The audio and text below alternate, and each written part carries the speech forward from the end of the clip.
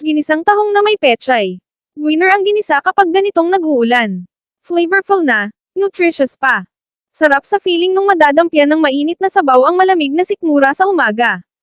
Ang recipe na ito ay nagkakahalaga lamang ng 70 pesos at kasya na sa 4 na katao. Bago nga pala tayo magsimula mga palamunan, kung nagustuhan nyo ang ating recipe today huwag mahihiyang mag-iwan ng komento sa ating comment section, paki-like and share na lang po para lagi kayong updated sa ating mga videos. Maraming salamat po.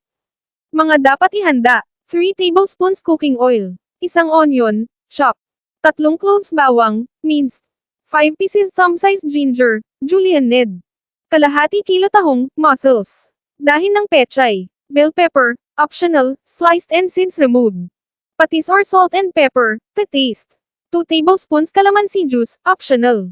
Paano gagawin? Kuskusin at linisan mabuti ang tahong.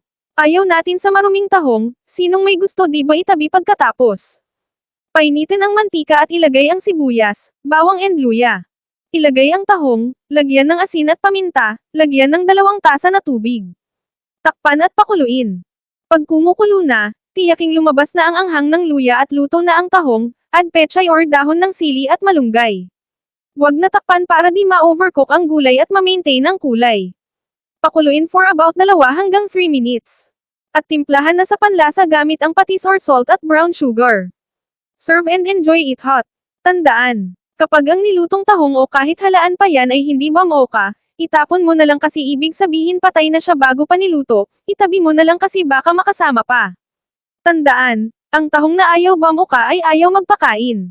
Paki-like and share po kapag nagustuhan mo ang ating video. Salamat po.